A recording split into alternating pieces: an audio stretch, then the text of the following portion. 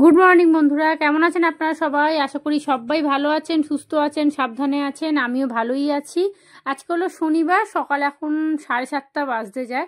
আজকে রান্না বান্না সেরকম কোনো ঝামেলা নেই। একটু দেরি করে উঠলেও ভালো হতো, কিন্তু ওই আর কি, শুয়ে পড়লে আর ওঠা হবে না। তো আজকে রান্না বান্না বলতে এখানে অল্প করে মুসুর ডাল করছি, অল্প করে করছি তার কারণ ফ্রিজে না অনেকটা ডাল আছে। তো পেঁয়াজ ফোড়ন দিয়ে মুসুর ডাল করছি, ওদিকে ভাতটা ফুটিয়ে বন্ধ করে নিয়েছি। আর আজকে কড়াতে ডাল বসালাম, কারণ বাটির মধ্যে ডাল করলে দেখছি বাটির না ওই তলাটা মানে নিচটা পুরো দেখছি সেই তুবড়িয়ে যাচ্ছে। ওই ফোড়ন দিয়ে অতিরিক্ত গরম হয়ে যায়, আমার মনে হয় সেই কারণে, জানেন। তো সেই জন্য ভাবলাম যে কড়ার মধ্যেই করি, আর এটা ভালো করে ধুয়ে আবার তরকারিটা বসিয়ে দেবো। তো আজকে তরকারি বলতে আলু পোস্ত করব, বললাম না রান্না বান্না সেরকম কোনো ঝামেলা নেই। তো পোস্ত আলুটা ওদিকে সিদ্ধ করে নিয়েছি, এদিকে ডালও হয়ে গেছে, তন্ময়ের জন্য কন্টেনারে ভরে রেখে দিলাম। এইবারে আলু পোস্তটা করব। এখানে পেঁয়াজটা হালকা করে ভেজে নিয়েছি, পেঁয়াজটা হালকা করে একটু ভেজে নিয়ে এবারে আলুটা দিয়ে দেবো। আর এখানে কয়েকটা কাঁচা লঙ্কা চিড়ে দিচ্ছি। আর আমি যে সেই 300 কাঁচা লঙ্কা এনেছিলাম না, সেই তিশানের যখন পরীক্ষা চলছিল ভ্যান থেকে, ও বাবা, সে তো ঘরে ছিলাম না, অর্ধেক লঙ্কা পচে গেছে। আর বোটাগুলো ছাড়িয়ে কন্টেনারে যদি টিস্যু পেপার দিয়ে রাখতাম না, অনেক দিন থাকতো, জানেন। এখন তো 100 কাঁচা লঙ্কা 15 টাকা, 100-150 টাকা করে হয়ে গেছে। আর আমি ওখান থেকে নিয়েছিলাম বোধহয় 300 কাঁচা লঙ্কা 15 টাকা, 15 টাকা না 20 টাকা নিয়েছিল, ঠিক মনে পড়ছে না। তো অর্ধেক মানে 1-150 কাঁচা লঙ্কা পুরো পচে গেছে, জানেন, ফেলে দিয়েছি। এই এখন বেছে বুচে কয়েকটা মোটামুটি বার করেছি তরকারিতে দেবো বলে। তো এখানে আলুটা একটু ভাজা ভাজা করে নিয়ে তারপরে পোস্তটা দিয়ে দিচ্ছি। খুব অল্প পোস্তই দিলাম, কারণ দুদিন ছাড়া ছাড়াই আমাদের পোস্ত রান্না হয়। তন্ময় তিশান দুজনেই পোস্ত খেতে ভালোবাসে, আমিও ভালোবাসি। বাঙালি মানুষ আলু পোস্ত খেতে কে ভালোবাসে না বলুন না? আমিও ভালোবাসি, কিন্তু অত নয়, অল্প। বাজে এখন 8টা, রান্নাবান্না কমপ্লিট। এখানে ভাত ফুটছে, ডিম ভাজা বসিয়েছি, পোস্তটা হচ্ছে, এইবারে চা বসাবো। পোস্ত ডাল করতে দেখবেন খুব একটা সময় লাগে না। ভেবেছিলাম একটু দেরি করেই উঠবো, কিন্তু ঘুমিয়ে পড়লে না দেখবো 8টা বেজে যাবে, ব্যাস তখন হয়ে গেল। তন্ময় বলছে শোও না, একটু পরে উঠবে। আমি বলছি না গো, ঘুমিয়ে পড়লে আর উঠতে পারবো না, ওই এক ঘুমেই দেখবো 8টা 8:30। না বাবা, উঠেই করি। ডিমটায় নুন দিয়েছি না দিইনি আমার কিচ্ছু মনেই পড়ছে না। আর ওই কাঁচা ডিম মুখে দেওয়া যায় নাকি? ইস, ভাজা হয়ে গেলে একটু মুখে দিয়ে দেখবো, যদি নুন না দিই না সর্বনাশ হয়ে যাবে। এইটা রেখে দিতে হবে, কি আর করবো, আবার একটা ডিম বার করে ভাজতে হবে। আজ সকাল থেকে ভালো রোদ উঠেছে। আজকে বাইরে জামা কাপড় কিচ্ছু মেলাননি, শুধু একটা নাইটি কালকে ছিল, ওটাও শুকিয়ে গেছে। হাতাটা কোথায় গেল? ওই জন্য একটু পরেই না জামা কাপড় ভিজিয়ে দেবো। বিছানার চাদর যে আছে ভিজিয়ে দেবো, ঘন্টাখানেক থাকবে। ওই 10:30 11টা করে কেচে মিলে দেবো। তন্ময়ের তো জামা কাপড় কাচাই আছে, ওরা কাচতে হবে না। কালো প্যান্টটা কালকে কেচে দেবো ওখানে। আর ওভেনটা যে সারিয়েছি বেশ ভালো লাগছে, কারণ এইটার অবস্থা খুবই খারাপ ছিল। আর আমি বেশিরভাগ এইটাতেই রান্না করি, কারণ এখানে এই যে জিনিসপত্র থাকে না, ওই ফোড়ন টোড়ন উঠলে তারপরে একটা রিক্সও, তারপরে ওই তেল ঝালে না, এগুলো সব নষ্ট হয়ে যাবে। সেই জন্য আমি এইটাতেই বেশিরভাগ রান্না করি। তো ওই কাকু বলছে কতদিন পর গ্যাসটা সারালি?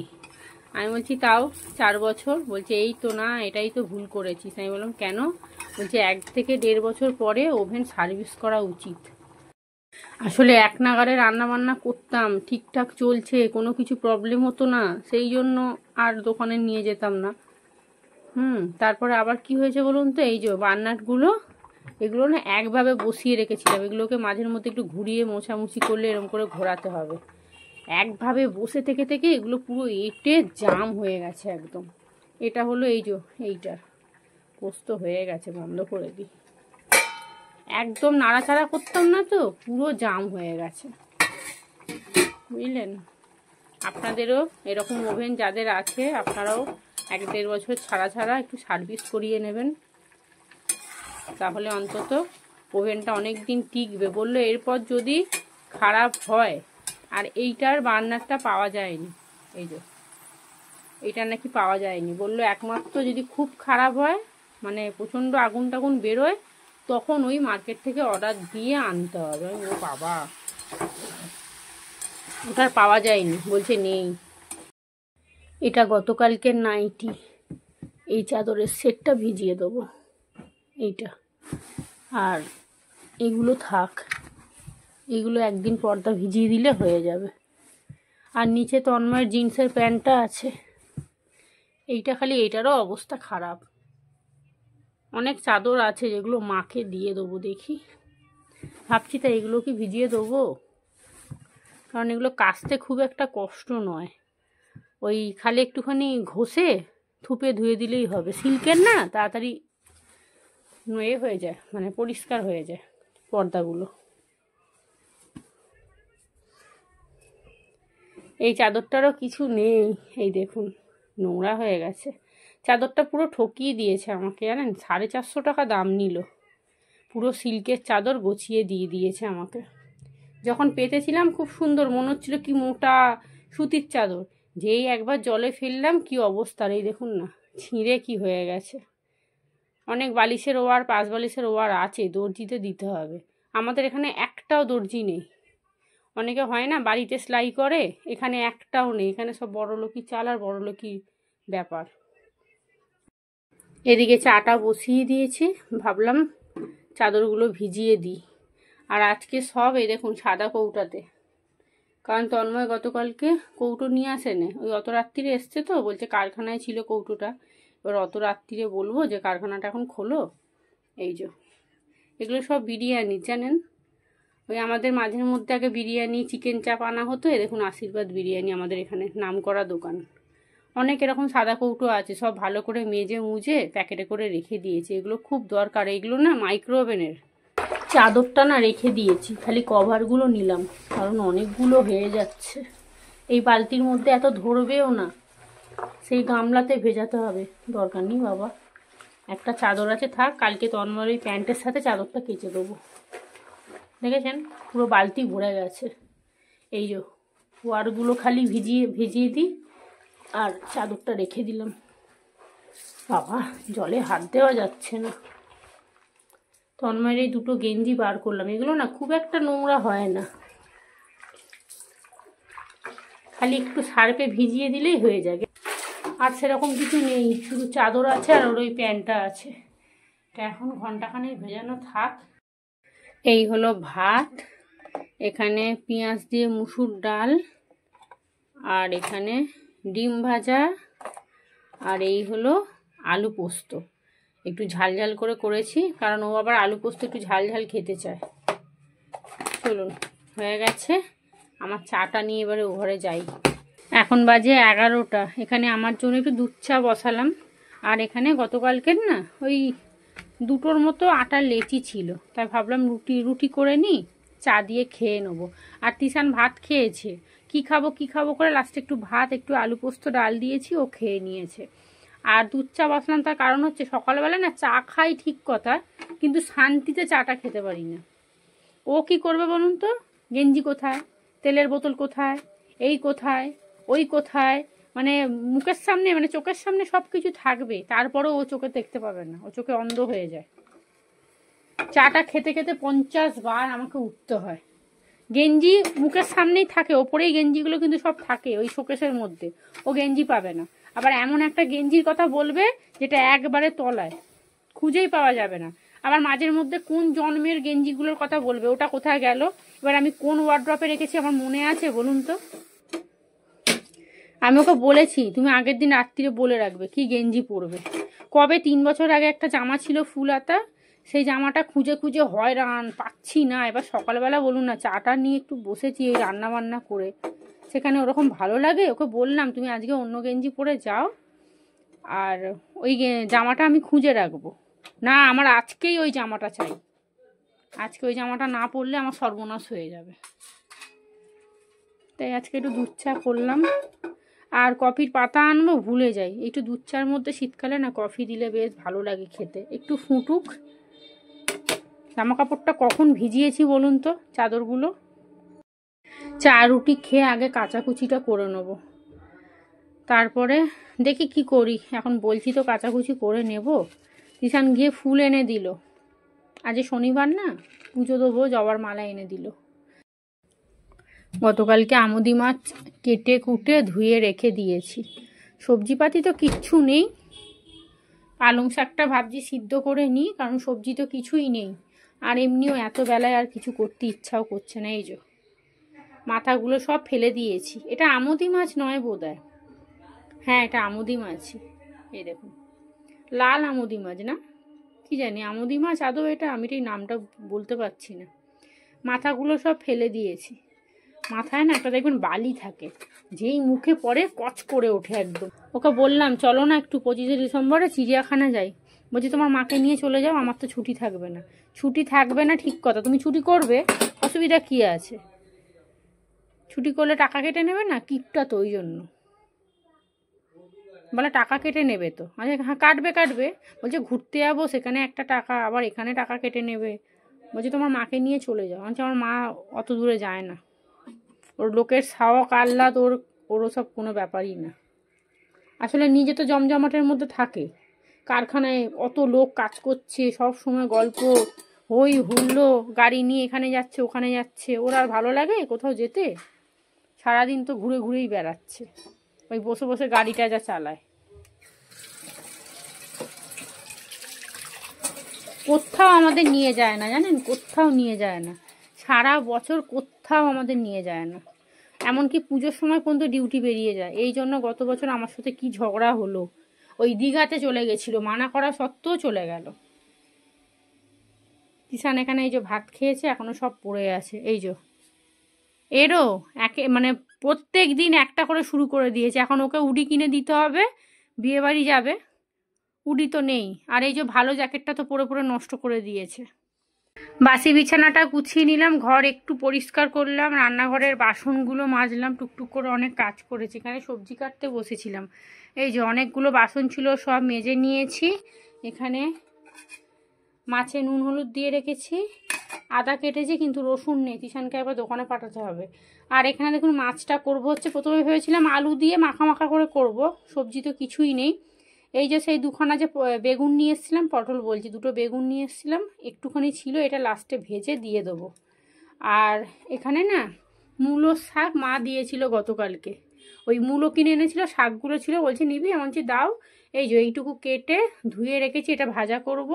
আর ডাঁটাগুলো নাই দেখুন, কচি কচি ডাঁটা, এগুলো ভাবলাম মাছেতে দিয়ে দেবো, ভাল লাগে। এমনিও এই মাছের ঝাল না আলু বেগুন মূলো টুলো সিম টিম দিয়ে করলে খুব ভালো লাগে।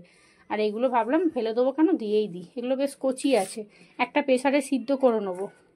মূলো শাকটা আগে ভাজা বসাই, তবে একটু রসুন দেব, রসুন দিয়ে মূলো শাক ভাজা, আর এটা একদম শুকনো শুকনো করে মাখা মাখা করে ঝাল করব।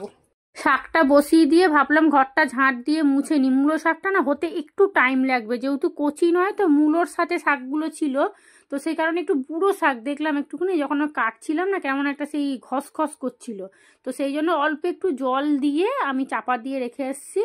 আর ভাবলাম ঘরটা মুছে নিই, কারণ অনেকটা বেলা হয়ে যাচ্ছে, কখন কাচবো বলুন তো। আমি ভাবলাম কি ও 9টার মধ্যে বেরিয়ে যাবে, ঘন্টাখানেক লাগবে আমার ভয়েস দিতে এডিট করতে, মানে ফোনের কাজ যা আছে সমস্ত মিটিয়ে নিয়ে তারপরে আমি আগে জামা কাপড়গুলো কেচে মিলে দেবো, তারপরে বাসি কাজ যা আছে টুকটুক করে করবো। ও বাবা, ও যে সকালবেলা রামকীর্তন করবে কে জানবে, ওই সবুজ জামাটাই দাও, সেই আমার মাথার মধ্যে সেই মানে কি বলবো, যখনই মনে পড়ছে না মটকা গরম হয়ে যাচ্ছে, যে তুমি আজকে অন্য গেঞ্জি পরে যাও, যে ঠিক আছে সুপ্রিয়া তুমি খুঁজে রাখবে, আমি কালকে জামাটা পরে যাব, তখন যদি খুঁজে না পাই তখন তুমি বলো, আমার ঠিক আছে। কিন্তু সেই একই কথা জানেন, মানে মাত্র 15-20 মিনিট বাকি, 8:30 বাজতে বোধহয় 10 মিনিট না 15 মিনিট বাকি ছিল, তো ওইটুকু সময়ের মধ্যে কি কাণ্ড করছে, ওই ওয়ার্ড্রপ খুলছে এই ওয়ার্ড্রপ খুলছে, শোকেস খুলছে, কোথাও পাচ্ছে না। এখানে তিশানের জল গরম বসিয়ে দিয়েছি, আর এখানে মাছ ভাজা হয়ে গেছে, কড়কড়ে করে ভেজেছি, কড়াটা রেখেছি। আর এখানে এই যে আদা রসুন পেঁয়াজ একটা কাঁচা লঙ্কা পেস্ট করে নিয়েছি, পেঁয়াজটা একটু কালচে ছিল ওই জন্য রঙটা এরকম হয়েছে। আর টমেটো আমি কেটেই দেব, কাঁচাকুচি হয়ে গেছে। তিশান স্নান করতে যাবে, এই যে মিলে দেবো, বাইরে কিচ্ছু নেই তো, মিলে দিই শুকিয়ে যাবে। এগুলো সব বাসি, বাবা টপ টপ করে জল পড়ছে। তিশান স্নান করে পুজো দেবে, আমি মাছের ঝালটা বসিয়ে তারপরে স্নান করতে চলে যাব। জল যতক্ষণ না ফুটবে ও রেডি হবে না, ওকে টক বক করে জল ফুটিয়ে ও ফুটবে, তারপরে ও বাথরুমে যাবে। গরম জল শুনেছি একটুখানি হালকা গরম হলেই হয়ে যায়, ও ফুটন্ত জলেও চান করবে। মাছের ঝালটা বসাবো, কড়াই আরেকটু তেল দিয়েছি, গোটা জিরে ফোড়ন দিয়েছি, ফোড়ন না দিলেও হয় তবুও দিলাম। আর এই দেখুন, দেখলেন আমি ভাবলাম বেগুনটা আগে ভেজে নেবো, ও বাবা মাথা থেকেই বেরিয়ে গেছে। তো যাই হোক, বেগুন, মূলোর ডাঁটা, আলু সব দিয়ে দিয়েছি, একটু নুন হলুদটা দিয়ে তারপরে টমেটোটা দিয়ে দিয়েছিলাম, একটু মজে গেছে হালকা, দেখছি ভালোই সিদ্ধ সিদ্ধ হয়ে গেছে। এইবারে কিন্তু যে মশলার পেস্টটা করে রেখেছিলাম ওইটা দিয়ে দেবো। আর এর মধ্যে তো আদা, রসুন, পেঁয়াজ, কাঁচা লঙ্কা সবই আছে। গুঁড়ো মশলা দেবো, একটুখানি কাশ্মীরি লঙ্কা দেবো, আর একটুখানি গুঁড়ো লঙ্কাও দেবো, যাতে একটু ঝাল ঝাল হয়, মাছের ঝাল তো ঝাল ঝাল খেতে ভালো লাগে। আর এই যে রান্না করতে গিয়ে দেখলাম হলুদটা শেষ হয়ে গেছে, ঢেলে নিলাম। এখানে কাশ্মীরি লঙ্কা, গুঁড়ো লঙ্কা সব দিয়ে দিয়েছি। এইবারে এটা ভালো করে কষাবো, না হলে না কাঁচা পেঁয়াজ আর রসুনের গন্ধ ছাড়বে। এখানে মশলা ভালো করে কষে গেছে, এইবারে জল দিয়ে দেবো, একটু বেশি করেই দেবো।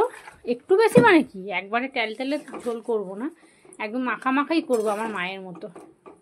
এখন ভাবছি মূলোর ডাঁটাগুলো তো দিলাম, খেতে ভালো লাগবে তো কি জানি। মূলো তো দেয় বলুন, মূলো, শিম, বেগুন, আলু দিয়েই তো এইসব মাছ চচ্চড়ি করে, কেমন লাগবে কি জানি। ব্যাস, আর একটুখানি না ভাবছি ঝাল দেব অল্প করে, মাছগুলো সব জুড়ে জুড়ে গেছে, ভেজেছিলাম না ওই জন্য। আমার বাবা ফোন করেই যাচ্ছে, একবার জিজ্ঞাসা করলো কিরে কি করছিস, কথা বললাম তখন 10টা বাজে, আবার এখন ফোন করছে। ব্যাস, নামাবার আগে যা পচা ধনে পাতা আছে বেছে বুছে দিয়ে দেবো, মাখা মাখা শুকনো শুকনো করে নামাবো, ব্যাস এই দিয়েই ভাত খাওয়া হয়ে যাবে।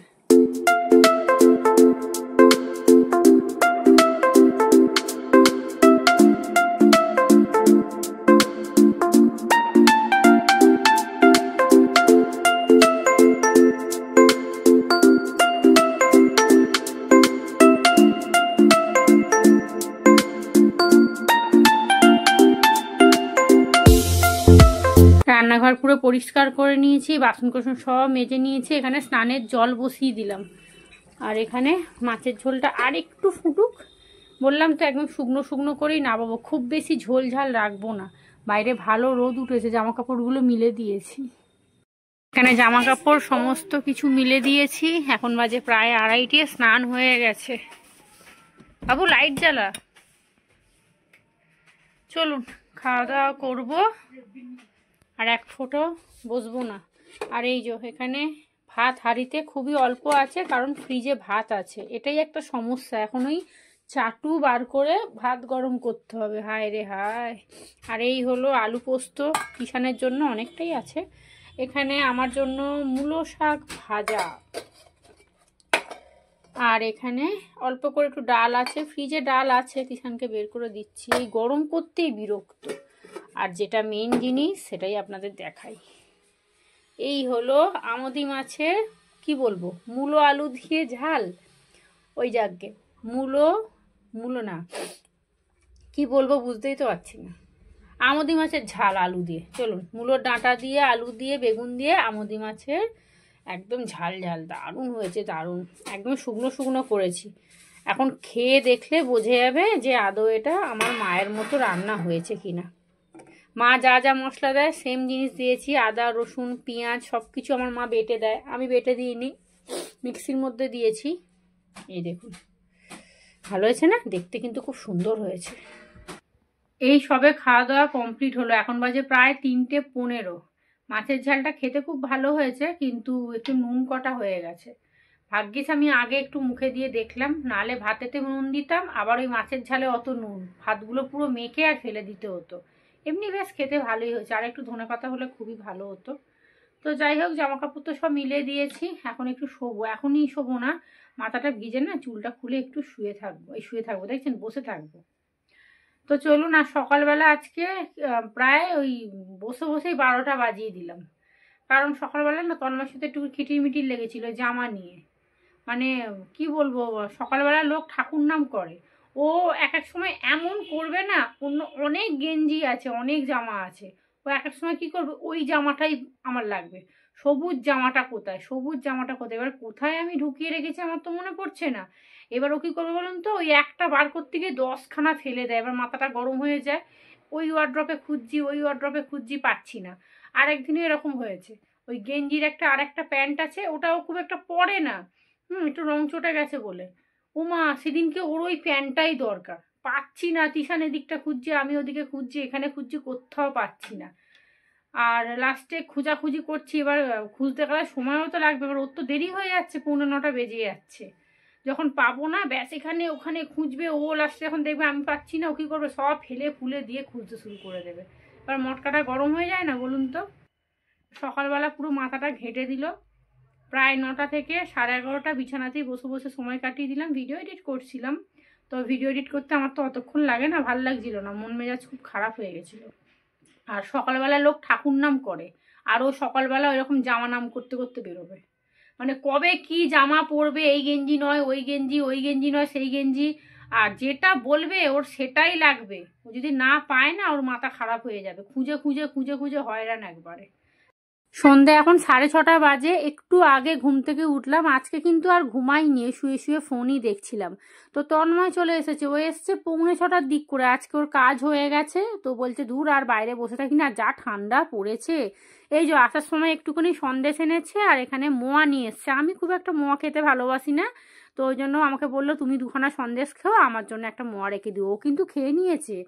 আর এখানে এই যে দেখুন, গতকালকে টিফিন কৌটো রেখে দিয়ে এসেছিলো, বললাম না কারখানায় অত রাত্রি হয়ে গেছিলো বলে আনেনি, তো ওইটা নিয়ে এসছে। আবার আজকের ছিল অনেক কন্টেনার জমে গেছে, এগুলো এখন দাঁড়িয়ে দাঁড়িয়ে এখন মাজতে হবে। তো ঘুগনির কড়াইটা সিদ্ধ করে নিয়েছি, আর এদিকে রুটি করতে চলে এসেছি।